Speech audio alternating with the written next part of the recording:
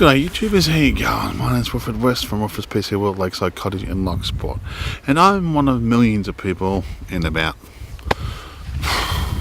11 days or so to vote.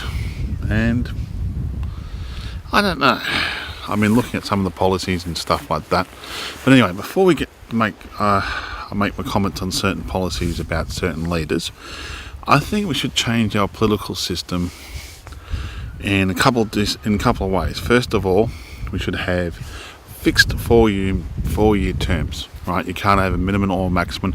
It has to be exactly 4 years government in power for, like the Senate, right? They have to, as we say the second weekend of September, we all have to go to vote every 4 years.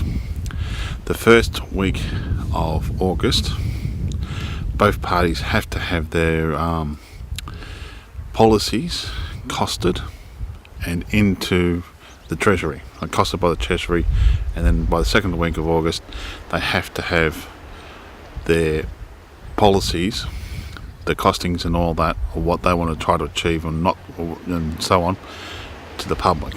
That should be done by law. I think that goes for all parties, not just for the two big political parties. That should be for the Greens, it should be for the Independents, it should be for Bob Catter or whoever else wants to organise a political party, so that way the Australian people can sit down and seriously look at everything, and they have a month then to decide who they want to vote for. Okay, there's two simple things. So you'd have a fixed election every 4 years, exactly on the second weekend of September, and you would know who you're voting for. You know what they stand for. You know where the money's going to come from. You know what cuts they're going to make, right? Because it'll all be done black and white, so no one will be able to hide behind anything. Now it comes down to the next thing. First of all, okay, I'm going to have a quick go at Kevin Rudd. Your hand movements make you look like a robot. I mean, this like this. Please don't do that anymore. Okay. Second of all, I do like the national broadband. I do like that. I know it costs a bit more money because I live in the arse end of nowhere, and I can't get any faster speeds than ADSL2 plus. Okay, it's impossible until they upgrade the infrastructure, and they're not going to do that till national broadband comes in. So I want national broadband in.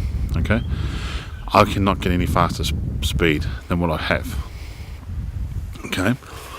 So Tony Abbott, you lost my vote there, because what you're trying to do is basically you're going to say I'm going to live with what I have, but for me to start a business here or do anything from home, I want that national broadband in, so I don't have to worry about paying more money to try to organise a business and get a specialised cable in because of your plan and how you want it organised.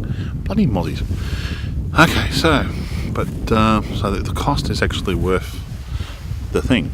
And it's also going to help a lot of other people out here, especially with retired people and so on. Now, go away, mozzies. Okay. Kevin Rudd's Vote People plan. Now, I do like it because you're sending him off to PMD, you're trying to discourage people to come here and vote because you don't want people to drown. What I have been thinking about this for a while is that your party's missed, and every other major party, including the Greens, has missed, is you should be sitting down with the country they're coming from and building a couple of centres. Could call them the World Centre for Processing Refugees. Now, the reason why I'm saying called the World Centre for Processing Refugees is that when you can get several nations who accept refugees into their countries, right, to help go through this process of they come to this one building, they tell them who they are, they give the reason why they're saying they're refugees and so on, and they get processed in that one spot. They get contacted and they get notified where they go to anywhere in the world. Now, I do like the increase of upping it to 20,000 refugees we receive in Australia per year. I think that's actually a good balance. More would be better, because if you look at other nations where there's especially Europe and that, where there is so many people there, and there's millions of people around. There's 200,000 people living off the coast of France, trying to get into France. They have no nation, no paper, nothing. There's people in Greece, not only the Greece people that have problems, but there's also people in Greece that can't get out of Greece. They get from Turkey to Greece, and they get stuck there, and they can't go into the rest of Europe. So what we're doing, we could do better, and more often. Like this, 50 million illegal immigrants try to cross the border from Mexico to America every year. So what we're getting is a drop in the ocean. But if you look at it this way, if you build that centre in that country, and work with the country to do it, you will basically stop the boats overnight. Why pay $10,000 to a people smuggler, right, when you can live in that country on $10,000 for 2 or 3 years easy, right, and just wait till your forms get processed. Now, Tony Abbott, to me, sir, you are a fool. Okay. Okay, let's first of all, the first thing I found funny is you said you could turn back the boats when it's safe to do so. I thought nothing more stupid from your mouth you could say than that, right? Because let me think, okay, I'm a refugee in a boat coming to Australia. The policy from the Liberal parties is they're going to turn back the boats if it's safe to do so. I see the Australian boat coming towards me. What am I going to do? I'm going to set fire to the boat, I'm going to scuttle the boat, I'm going to jump overboard. So all of a sudden now you've got people now in the water, you've got a boat that's on fire and sinking. What under maritime law the closest boat has to do is pick them up. There's no other thing. By law they have to pick them up, okay, under maritime law. So your policy is actually going to cost lives, because some people might not be able to swim. They've got babies and so on, and young kids, and by the time the Australian boat gets to them, then to so-called turn back the boat, right, is because they'll be all in the water. They'll be dead. They'll be swimming around, and that's to me is a waste of lives. Okay. I'm sorry to say, but that was a joke. Then you turn around and say something even worse than that. You said you're going to go buy back the boats from Indonesian fishermen. Tony Abbott, I'm not a politician, probably never will be, but if I was, I know I wouldn't be that stupid enough to say something like that. That policy, it says, let me think, I'm going to get lots of money from a foreign country to sell my boat that's basically wouldn't make it 20 miles out into the ocean, right, before sinking. What am I going to do with that money? Buy more by those boats, right, so I can have 5 boats instead of 1 boat going out into the ocean and getting $10,000 per person, okay? And not only that, you insult a foreign country by doing that. Let's send more Australian police to a foreign country and police their shores. I mean, that's stupid. That's not what Australian police are there for. Okay, they're there to be looking after our shores. Fair enough, okay, you work with a country that may need extra police and to help them and to help to their police force to come better. But you ask that nation if they need that help. You don't just go, we're going to send them there anyway, without asking them there. So Tony Abbott, national broadband, you're going to make it less user-friendly, you're going to make it less, it's going to be worse off for the nation. I'm sorry. You save money, but it's going to be worse off for the nation. Your policy on boat people, or so-called boat people, which is not a priority in Australia, it's not a priority to most people around, I know, is a joke, okay? You're basically just insulting us, and you're insulting the Indonesians, and you're insulting desperate people trying to find a safe shore. Yeah, I agree that we should get people out of refugee camps. That should be the priority, get people from there, because people have been in there for 20 years or 30 years, and that's all they know. They've been raised. They've been born in a refugee camp, they've been raised in a refugee camp, and that's all they know. These things we should help. Okay, and I understand the people desperate enough to leave their country to come here by boat. We want to encourage them not to come here by boat. We want to stop that process so they don't drown at sea. I'm all for that, okay? But we need several solutions in place, not one. Putting them into PMG is fantastic, right? That's a discouragement, right? But we need something where they're coming from to discourage them again. Right, putting a building there that's going to process them and put them in a place in the world which is going to be best suited for them. Okay, so then fair enough, they might have to wait a year or two or longer, but why would you go by boat when you simply go to a building and they get processed? It's easy, it's sweet, it's done. So that process would be done, and you'd stop the boats overnight. Okay, and you're not insulting the another country doing so. You're actually working with them to do it. You are helping that nation out, and you're helping those people out as well. Next thing is your parental payment scheme. I don't think I've ever come across any female that I know earns over $100,000 a year. I'm sorry, the government, okay, fair enough, has said quite simply everybody gets a flat rate. Now I think that's a fair option. Okay, now fair enough, there's probably some females out there that earn their more money than what the government's offering. Right, but I've seen people who have had both partners working, and the both partners are earning less than $60,000 a year full time. Okay, actually less than $100,000 a year full time as well, and those people would be benefit. There's more people out there like that than there is of what you're trying to sell and what you're trying to make. Now, yeah, okay, I think that's a stupid idea what you're trying to do. The government does have it right in place to help the majority of people. Now, to me, I think a government in power or wanting to get in power should be there for the majority of people. You took forever, right, to tell your people to stop taking money from tobacco people, from tobacco, big tobacco. You took forever. Now, if you're so serious about health and so serious about the well-being of everybody else, because you're such a fitness freak, wearing your smugglers and so on, I think you should been 100% behind the tax on tobacco and increasing the tax on tobacco. Like I used to smoke, fair enough, and I'm saying this from an ex-smoker's point of view, but I'm also saying it from an Australian point of view. I think you should eventually, a government should tax tobacco in such a way as where each packet of tobacco, like a pack of cigarettes, will cost you say $100 for a pack of 20. I think that's a fair option. Okay.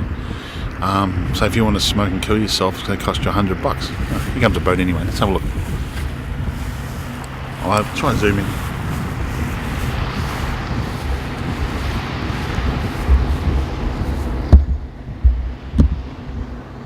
There he is. Oh no, I've got to stop the boat, people. Can't come to Australia. Nice looking boat though.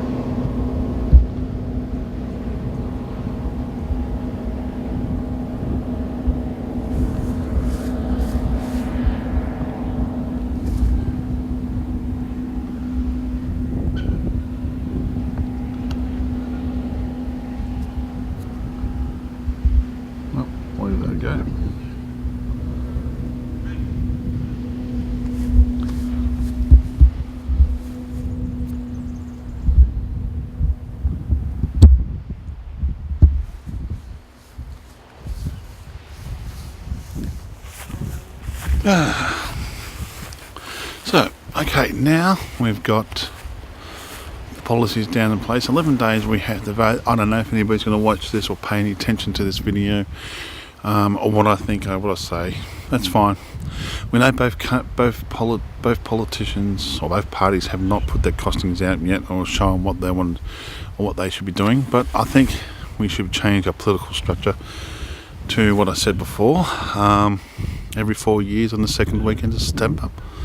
and by the second weekend of August they should all have their policies put to the Australian people, like to the Treasury and then to the Australian people. How hard's that? Then, no well. But anyway, Tony Abbott, I'm sorry to say, man, but I can't trust you. I don't think you're right to lead our country. I don't think you are the right person for any party or anything, really. And I can't, or could never vote for you because you're more interested in big business than the little people out there in the world, right? A government has to look after the majority, all the people of Australian interest, plus all the people in Australia, not just one majority groups, not just the rich, not just the poor, not just the Muslims or not just Christians. They have to look at all interests, right, and try to find a good balance that's going to help everybody out, not just big business but small business, independent business owners, private health plus public health, private school plus public school.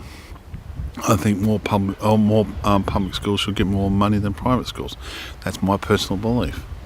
I think a lot of things we could do better for this place. Like, I think that a government, if they're smart enough and they want to cut down greenhouse gases, they should be introducing more business incentives for solar panels. They should be either giving them a tax cut for the first 5 years of existence, or getting them to pay no tax.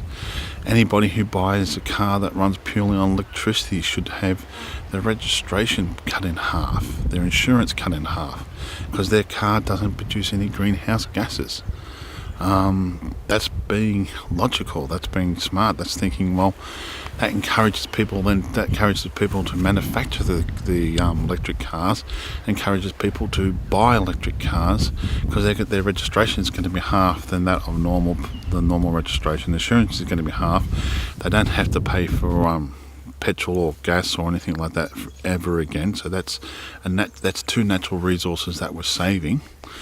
And if they use solar panels, right, on the house to charge the cars up, they should be paid less money in their rates, okay? Or find other ways to cut money for that family, so that family who's trying to do the right thing, saying, okay, we're going to have our own house on water, tank water. We've got solar panels, we're using that to charge up, to live off, right? With a battery backup, we've got an electric car, we're using all that power going into those things, right? Everything in the house is basically 4 or 5 star rated. Okay, it costs a lot of money, yeah, but to encourage those costs to come down would be to give families incentives to buy them.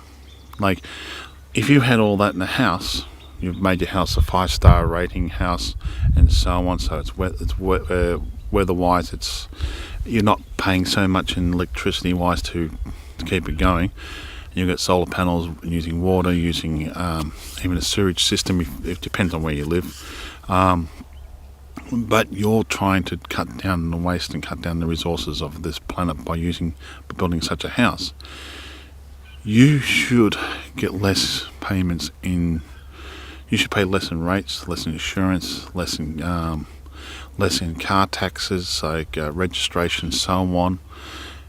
It should be a lot cheaper for you in those things if a federal government should step in and is really considering about reducing that. So therefore the manufacturers of these things in Australia can give them to us cheaper, right? So they can manufacture more and give them to us cheaper, and we can be competitive against China and Europe and all that. That's just my personal opinion. Okay, my name's Wilfred West from Lock Sport, signing off. I'd like people's comments. It would be appreciated. I like other people's views. I like what they think, what people may think of my video. This is my personal opinion, what I think, and I know where my vote's going. I might be only one of millions of people saying that Kevin Rudd does have it right. I know in the past people will think about that, and I'm weighing that up against what they are offering against Tony Abbott's party's offering. And so far, if you sit down and think about it, for the average Australian out there, right? I'm talking anybody earning less than $100,000 a year, in either family or individually, they're going to be better off under Kevin Rudd than Tony Abbott. Okay, that's my personal opinion. Okay, and that's what I'm going to stick with. You all have a nice day, and thank you for watching my videos, and all comments are welcome.